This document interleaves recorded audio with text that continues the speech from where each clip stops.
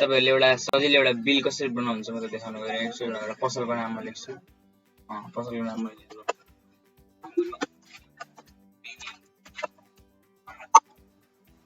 यसको लोकेसन लेखिदिन्छु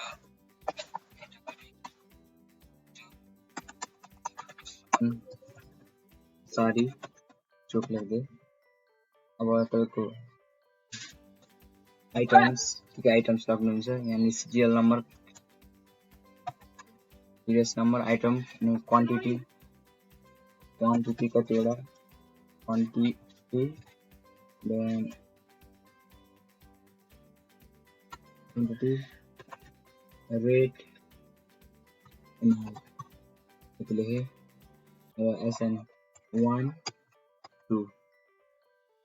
अनि तपाईहरुले सर र सिरियल नम्बर लेख्नु पर्दैन 1 2 लाई कपी गर्ने कर्सर आउँछ कर्सर प्लस कर्सर आउँछ त्यहाँबाट सर ड्र्याग गर्नु कतिवटा बनाउने सपोज मैले 15 हो 10 सम्म आइटम्स नूडल्स अनि let's say chicken rice and Oreo then Tide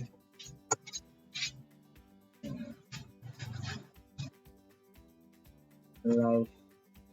Boy then Red Bull इतनी गर्छु मैले सब बुझाउनको लागि मात्र हो late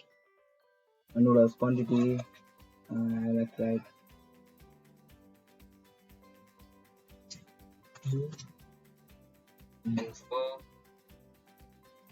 I'll copy this for showing you okay delete 2 then 4 let's say and जे सिरियलमा लेख्नु भयो त्यसमै सार्ट दिन्छ उनीहरुले 6 8 12 okay now rate ma यसको 10 rupees chicken rice 70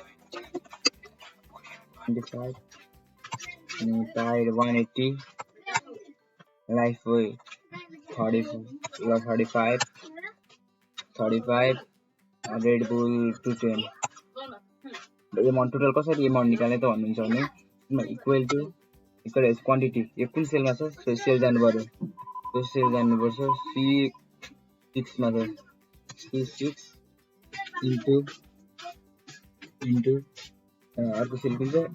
D6 automatically click गर्नु भने आउँछ र इन्टु गर्छ 20 रुपैयाँ हो अब यो फर्मुला तपाईले सबै गर्नु छ भने केही गर्नु पर्दैन ड्र्याग गर्दिनुस् अटोमेटिकली त्यो बिल आउँछ क्वान्टिटी तपाईले निकाल्न छ भने रेट क्वान्टिटी निकाल्नु भने टोटल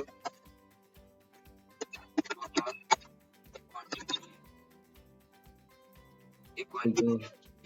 क्वान्टिटी कति भन्दाखेरि यसलाई त सर्दिन ड्र्याग गरेर टोटल क्वान्टिटी इक्वल टु अहिले सर्टकटमा मैले गर्दै अटो सम भन्ने सर्टकट हुन्छ त्यहाँबाट तपाईहरुले ओभर छिटो गर्न सक्नुहुन्छ तर फर्मुला बिगिनरको लागि भने फर्मुला ओभर इम्पोर्टेन्ट हो फर्मुला सुरुमा जान्नुपर्छ sum 42 quantity 42 then total amount कति भयो त भन्दाखेरि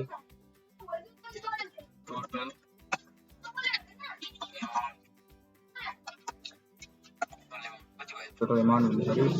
अब यहाँ लेख्नु भएको डाइरेक्ट जोडिन्छ यहाँ चाहिँ अब तपाईले फर्मुला डाइरेक्ट फर्मुला हाल्नुपर्छ इक्वल टु यसलाई यो बनाउनु पर्यो एरेन्ज गर्नुपर्छ टोटल अमाउन्ट यहाँ हेर्नु त बाहिर बोर्डर भन्दा यो डी सेलको बोर्डर भन्दा उता बाहिर गइरहेको छ यसलाई कसरी तपाईले यहाँ हेर्नुस् यहाँ जानुस् एउटा एरो आउँछ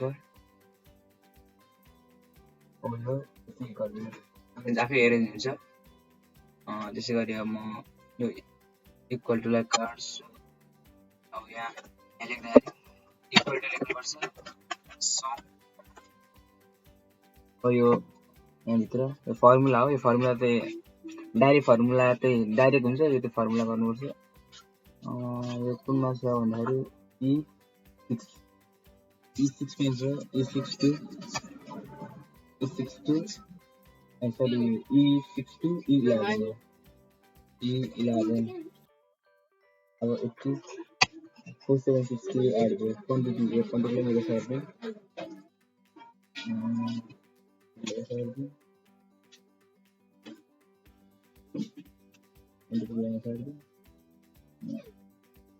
बोलेको साथी भने अब अनि यो हाम्रो भयो अब यिनीहरूलाई म बोर्डर लगाइदिन्छु यिनीहरूलाई म अलिक यता सार्दिने काम गर्छु अलिक मिडलमा बोल्ड गरिदिन्छु कन्ट्रोल प्लस बी बोल्ड हुन्छ यिनीहरूको अब हल्का कलरफुल एट्र्याक्टिभ बनाइदिन्छु है यहाँ जानुहोस् कुन कलर चुज गर्नुहुन्छ मैले ब्लू कलर चुज गरेँ यहाँ ब्लू कलर चुज गरेँ अब अलिकति एट्र्याक्टिभ चाहिँ बनाउनु छ भने इन्सर्टमा जानु सरी होममा जानु अब यो पुरै कलर हाल्दै म ब्ल्याक हाल्दै कस्तो देखिन्छ ब्ल्याक हाल्नु हाम्रो मिनिमार्ट ब्ल्याक हाल्दै हो ब्ल्याक हाल्दै अब यिनीहरूलाई बोर्डर हालिदिन्छु इन्सर्ट बोर्डर तपाईँहरूले अब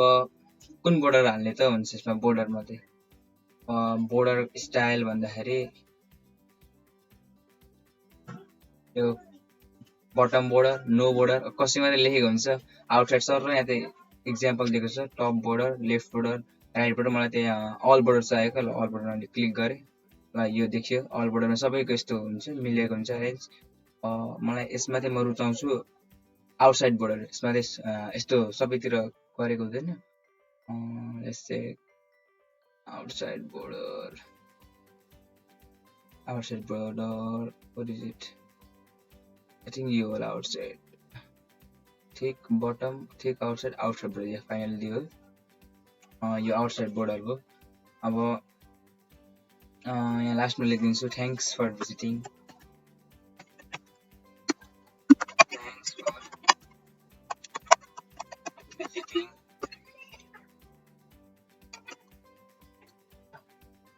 थ्याङ्क्स फर भिजिटिङ है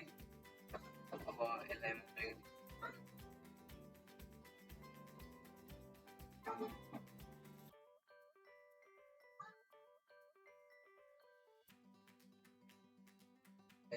भाइरेजिङ गर्छु सेन्टरमा थ्याङ्क्स फर भिजिटिङ अहिले यतिलाई म मर्ज गरिदिन्छु मर्ज थ्याङ्क्स फर भिजिटिङ हो अब मलाई अब यतिलाई मात्र गर्न मन लाग्यो सुरुमा म सिलेक्ट गर्छु डबल क्लिक गर्ने सिलेक्ट गरिदिने मलाई अब यतिलाई कलर हालिदिन मन लाग्यो भनेपछि पुरै फुललाई भनेपछि मलाई यो कलर हाल्छु अनि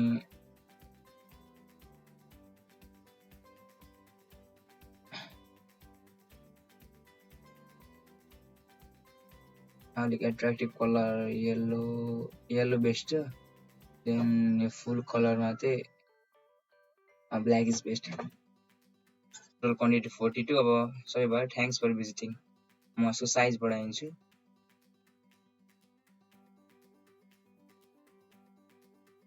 कपी किन भइरहेको छैन यो then I will copy it यसको साइजमा 18 इज ओके अब यसलाई म अलि बिचमा राखिदिन्छु इट्स ओके हैन अब यसलाई म बिचमा राख्न ट्राई गर्छु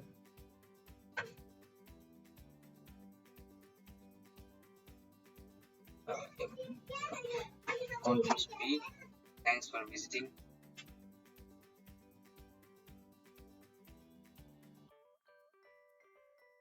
I'll copy it.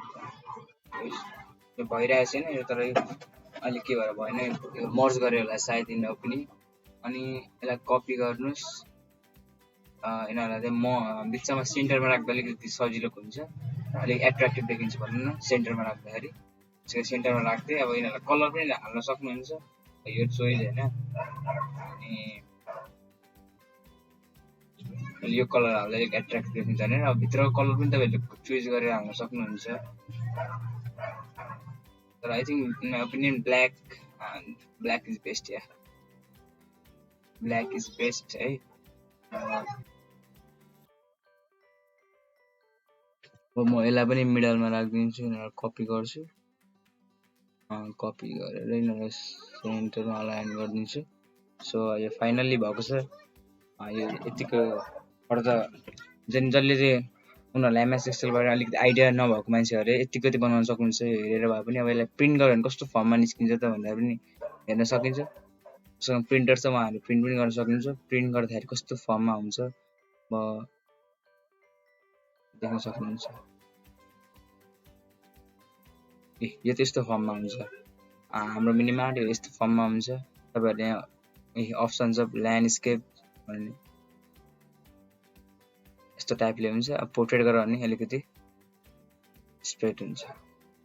सो त्यही हो। अब यसलाई प्रिन्ट गर्नुहुन्छ, प्रिन्टर छ भने प्रिन्ट गर्न सक्नुहुन्छ। Thank you everyone.